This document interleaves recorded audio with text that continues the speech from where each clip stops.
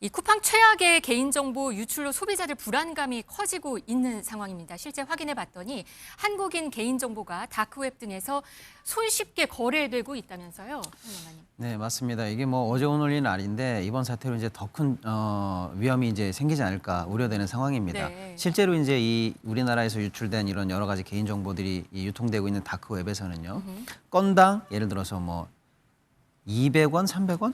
실제 사실은 이제 제가 다른 식으로 추사한 바에 따르면 네. 이 원 단위까지도 내려갑니다.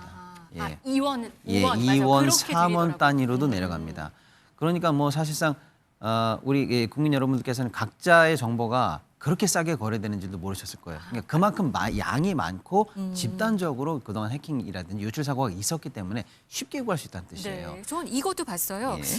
5060 부자는 건당 500원 비싸게 팔린다. 맞습니다. 이게 지금 무슨 얘기인가? 내 개인 정보가 누구나 쉽게 살 수 그렇죠. 있다는 얘기잖아요. 단체나 집단적으로 그룹핑돼서 거래되는 정보는 굉장히 싸지만 예를 들어서 뭐 대기업의 임원이라든지 언론인이라든지 또 이제 신분이 좀 확실하게 보장된 어떤 좀 쉽게 말하면 이제 리치 그룹, 자산 그룹이라든지 이런 그룹 특정된 정보들은 또한 500~600원 이상으로 기본 정보보다는 거의 한 100배 정도 비싸게는 그래도 거래되고 있는 상황이다라고 해서 분야별, 직종별, 사회적인 어떤 신분별 뭐 이런 것까지 다양하게 많이 유출돼서 현재 다크웹에서 거래되고 있다 이렇게 볼 수가 있겠습니다.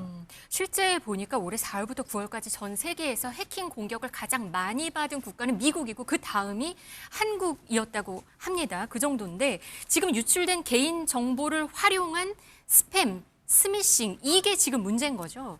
네, 그렇습니다. 이게 뭐 아마도 미중 갈등이 심해지면서 미국의 주요 우방국이 우리나라에 대한 어떤 해커들의 그 다양한 공격이 되는 것 같기도 하고요. 다만 이제 미국과 우리나라의 차이는 아무래도 그 후속 조치에 대한 어떤 대응이 확연하게 다르지 않나라는 생각이 듭니다. 네. 미국은 기본적으로 이제 보안 사건이 이제 벌어지면 그에 대한 이제 천문학적인 어떤 소송 비용과 그런 징벌적 과징금, 손해배상 이런 것들이 이제 뒤따라 오는데 우리나라는 그 부분에서 굉장히 취약하거든요. 그래서 기본적으로 미국에 있는 기업들이 보안에 대해서 취하는 어떤 그런 경영 전략이나 우리나라는 판이하게 다릅니다. 그런 이제 취약한 구조로 돼 있는 우리나라의 어떤 기업의 보안 시스템이 결국은 이렇게 노출이 됐을 때 굉장히 위험성에 직면해 있고요. 네.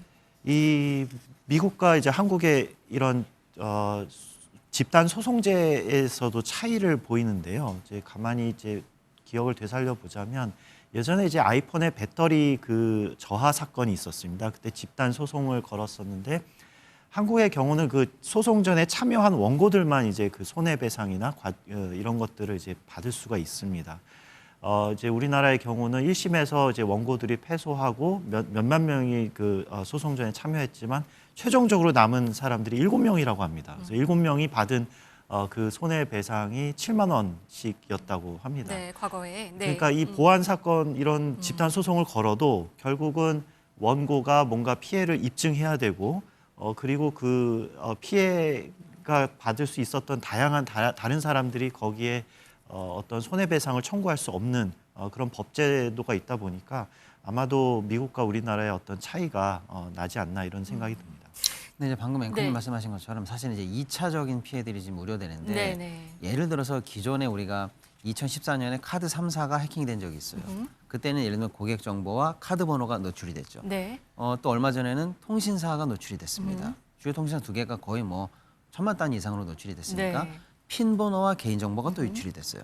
근데 이번에는 생활 정보가 사실은 나온 거거든요. 네. 이름, 주소, 주문 내역 이런 것들이 나왔거든요. 네. 이제 왜 위험하냐면 이것들이 이제 조합이 가능해집니다. 네. 예를 들어서 어디 사는 사람이고 이제 핸드폰이 나왔고 뭘 주문했는지 독거 노인인지 혼자 사는 여성인지 아이가 있는 집인지 이런 것까지 이제 믹싱해서 이제 활용할 수 있다 보니까 생활 데이터가 밀접하게 이번에 털렸다는 게 사실은 기존에 있었던 해킹과 결합을 하게 되면은 2차적으로 굉장히 이제 힘들어지는 상황까지 우려된다 이렇게 네. 좀 볼 수가 있겠습니다. 이 해커가 훔친 정보가 판매상에 넘어가고 판매상은 이를 다시 스팸이나 스미싱 조직으로 넘어가서 이게 활용될까 봐 이게 또 지금 걱정되는 맞습니다. 상황이잖아요.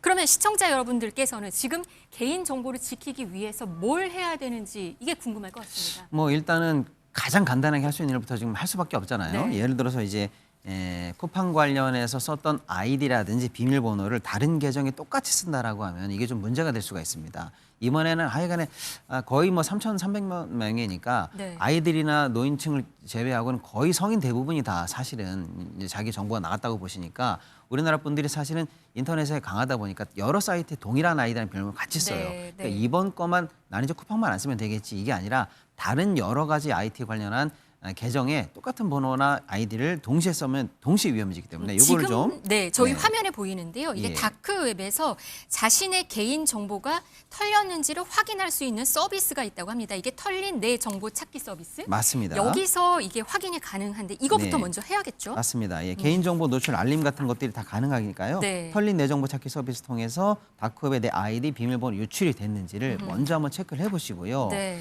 이메일 주소 같은 것들도 유출됐는지 체크해 보시고요. 특히 이제 통신이 최근에 털렸기 때문에 핸드폰 도용까지도 같이 확인할 수가 있으니까 여기를 통해서 본인의 정보가 어떻게 유출됐는지 한번 확인을 해보시고요. 그리고 일단은 비밀번호나 아이디를 이제 바꾸기를 또 추천을 드리고요. 네. 이중 인증 같은 것들을 좀 필수로 사용하시기를 좀 권해드립니다. 네. 그다음에 네이버 맞아요. 이런 거 예. 보면은 접속할 때 2단계 인증하시겠습니까? 이런 거 뜨는데 이것도 활성화시킬 수 있으니까 그걸 좀 한번 활용을 맞습니다. 해봐야겠군요. 그리고 수상한 이메일이라든지 링크가 많이 오는데요. 네. 일단은 뭐 의심스럽다 그러면 클릭하지 않는 것을 추천드리고요. 방금 말씀드린 것들 관련해서는 사실은 한 번 할 게 아니고요. 수시로 이런 노출 여부를 정기 점검해 주시기를 또 추천을 드리겠습니다. 쿠팡 앱에서도 로그인 기록을 확인할 수가 있나 봐요. 이것도 네. 한번 확인을 좀 해보셔야 될 것 같습니다. 이번에 쿠팡에서 발생한 대규모 개인정보 유출 사건, 이게 전말이 지금 드러나고 있는데 관리 구멍으로 보입니다. 사실 도둑에게 집 열쇠를 맡긴 격이라면서요. 그렇습니다. 이 그 IT 기술 관련 보안 기술 관련 기술 개발자가 원래 재직 당시에 사용했던 어떤 무슨 보안 키 같은 것들이 있는데 그거를 이제 인증 키를 이제 나눠주는 그런 업무를 했다고 합니다. 근데 퇴사하고 나서 그 보통 그 원칙은 이제 그 퇴사한 직원의 계정은 말소를 시키게 돼 있는데 그런 말소 과정을 거치지 않았다고 해요. 그러다 보니까 퇴직하고도 그 퇴직한 사람이 지속적으로 접속을 하면서 그 정보를 털어가는 그런 이제 했다고 합니다. 그러니까 네. 사실은 원칙만 지켰어도 기본적인 건 막을 수 있었던 어떤 인재에 가까운 것 같습니다. 이 인물이 퇴사한 전 직원으로 의심되는 상황인데 중국 국적 외국인 개발자라고 합니다. 사실 외국인 인력 채용 특히 관리를 좀 철저히 해야 되는 거 아닙니까? 쿠팡에 이런 외국인 개발자들이 많다면 예, 적지 않다면서요? 맞습니다. 일단은 뭐 쿠팡이 워낙 친숙해서 그렇지 사실은 이제 미국 기업이고요. 뭐 창업자도 사실은 이제 미국인입니다. 예. 그래서 일단은 우리나라 인력이 많을 줄로 또 이제 많은 분들이 생각하실 수 있는데 개발 관련해서는 생각보다 중국인, 인도인 등 외국인 인력들이 굉장히 많이 근무하고 있습니다. 이유는 일단은 뭐 인건비도 싸고요. 뭐 그렇습니다. 그런 측면에서 이제 외국인들이 많이 근무하고 있는데 이분들에 대한 직원 관리, 보안 관리라든지 내부 통제 같은 것들이 그에 따라줘야 되는데 인건비라든지 고용의 편리성만을 염두에 두고 내적 통제 같은 것들을 좀 소홀한 거 아니냐 이런 지금 비판이 가해지고 있는 상황이죠. 네, 지금 징벌적 손해배상을 강화하겠다는 뜻이 이재명 대통령이 이렇게 말을 했다고 합니다. 지금 아까 말씀하신 징벌적 손해배상 얘기가 우리나라에서 지금 약하기 때문에 이런 문제가 있다. 그래서 이게 좀 강화될 것 같긴 하나 봅니다. 네, 그렇습니다. 이게 굉장히 아까 말씀드린 것처럼 그 피해를 입증을 해야 되고 원고들한테만 이제 손해배상이 가고 근데 이거를 이제 좀 더 포괄적인 개념의 징벌적 과징금이 필요할 것 같고요. 저는 또 개인적으로 이참에 대한민국 그 정보의 어떤 리셋 버튼이 필요하지 않을까라는 생각도 듭니다. 국가 단위에서의 어떤 개인 정보들, 뭐 주민번호부터 해서 주소, 이름까지, 뭐 핸드폰 번호 이런 시스템을 전반적으로 뭔가 이제 개혁을 하거나 아예 다 바꾸거나 하는 게 필요할 것 같고. 그런 이제 바꾸는 데 있어서 필요한 어떤 행정 비용이나 여러 가지 어떤 투자 비용을 이런 이제 보안 사건으로 이제 뭔가 사건들이 있었던 기업들이 그 정도에 따라서 이제 기여를 하도록 하는 것을 이제 유도하는 게 어떨까라는 생각도 들었습니다. 네, 이 쿠팡의 성난 시민들 집단 소송도 좀 빨라지고 있는 분위기이기도 합니다. 인터넷 카페는 10여 개가 개설이 됐고요. 가입자 수도 상당한 상황입니다. 이 집단 소송 이슈가 있고요. 그리고 쿠팡 아까 대표 말씀을 하셨는데 이게 실질적 오너는 그러니까 실질적 오너 창업주는 김범석 의장이거든요. 근데 지금 좀 침묵하고 있어서 좀 논란이 있긴 한 것 같습니다. 맞습니다. 사실은 이제 쿠팡은 이제 미국에 상장된 엄밀히 말하면 미국 기업이고요. 한국에는 이제 별도의 브랜치가 나와 있는 지사 개념, 한국 내 뭐 한국 법인 이렇게 볼 수가 있는데 실제 영향력은 미국에 있는 이사회 의장인 김범석 창립자가 가지고 있는데 한국 법인 내에서의 별도의 법적 지위는 현재 갖고 있지 않아요. 그렇다는 것을 핑계로 해서 현재 이런 모든 쿠팡이 일으키고 있는 사회적 문제라든지 이번 사태에 대해서도 침묵을 하고 있단 말이죠. 그래서 권한과 영향력은 행사하면서 경영에 따른 책임은 지금 회피하고 있는 거 아니냐라는 비판이 일고 있습니다. 네, 지금 아까 방금 전에 집단 소송 얘기 잠깐 드렸었는데요. 지금 집단 소송 대리인을 맡아 추진하고 있는 변호사 전화 연결 한번 해보도록 하겠습니다. 곽준호 변호사 연결돼 있습니까? 안녕하세요. 여보세요? 네, 안녕하십니까? 변호사님, 네, 쿠팡, 안녕하세요. 네, 네. 쿠팡 상대로 지금 집단 소송 시작하셨다고 들었는데 이미 접수하셨나요? 예, 이미 접수를 어제 한 상황입니다. 네, 개인들 분위기는 어떤가요? 네? 개인들, 그러니까 소송을 참여하고자 하는 개인들 어떤 분위기가 있기에 지금 바로 예, 지금 일단은 시작하셨나요? 자신의 정보가 자기도 모르는 사이에 국민들이 대중적으로 쓰는 앱을 통해서 유출된 상황에 대해서 상당히 당혹스러워하는 그런 상황이고요. 그래서 우선은 주변 사람들 위주로 소송을 먼저 선제적으로 제기하게 되었습니다. 네, 소송 보통 참여하려면 착수금을 내야 되잖아요. 지금 그거 받고 시작을 하시는 건가요? 저희는 이제 이 소송은 이제 뭐 착수금 없이 하고 있습니다. 아, 착수금 없이 그냥 집단 소송 원하는 사람을 가입해서 지금 같이 이렇게 소송이 진행되는 건가요? 네, 그렇습니다. 아, 그러면 승소를 했을 경우에 개인들은 한 어느 정도 받을 수 있을까요? 이게 이제 제일 궁금해하고 중요하신 네. 부분일 텐데요. 기존에 이제 선례를 보면은 제일 크게 인정된 금액이 개인정보 유출을 통해서는 30만 원 정도 인정이 된 사례가 있습니다. 네. 근데 지금 이제 개인정보보호법에는 징벌적 손해배상 규정도 도입되고 있긴 하나, 사실 이게 크게 인정된 사례는 아직은 없거든요. 네. 그래서 저희 내부적으로는 그래도 이제 한 20만 원 정도로 생각을 하고, 그래서 20만 원 정도로 우선은 인당 속가를 잡아서 진행하고 있습니다. 아, 그러면 승소 가능성은 한 몇 % 정도 예상하시나요?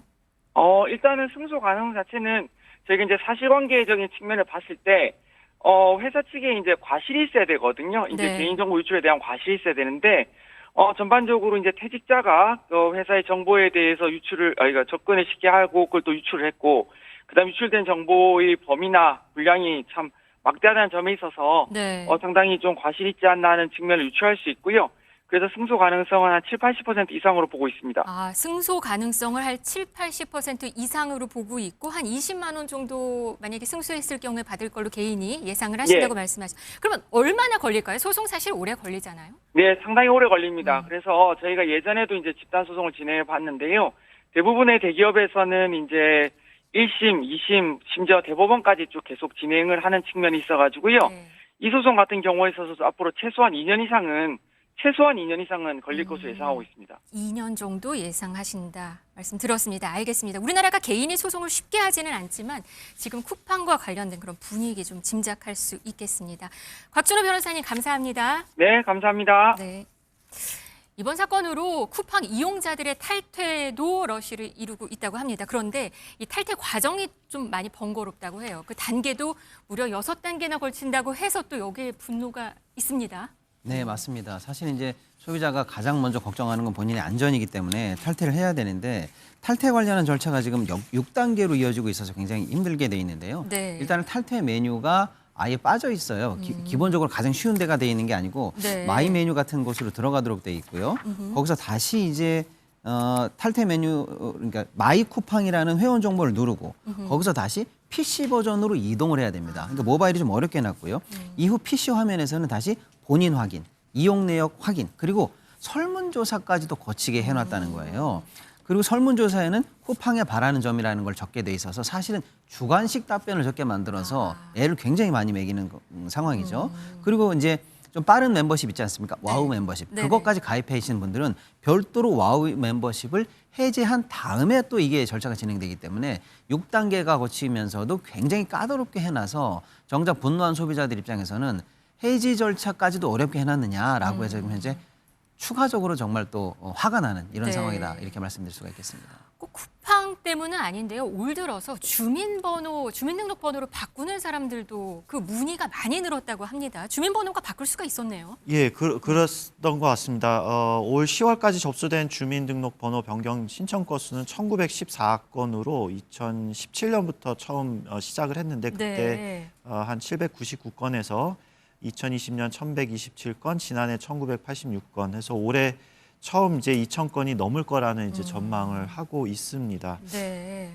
쿠팡 없이 못 산다 이런 말도 있었는데 지금은 쿠팡 때문에 못 살겠다 이런 얘기가 있는 것 같습니다. 쿠팡뿐 아니라 지금 여러 가지 개인정보 유출 사건들이 있으니까요. 시청자 여러분들께서는 본인 아이디랑 비밀번호 이런 거 인터넷상에서 한번 좀 확인하시고 변경하시기를 말씀드리도록 하겠습니다.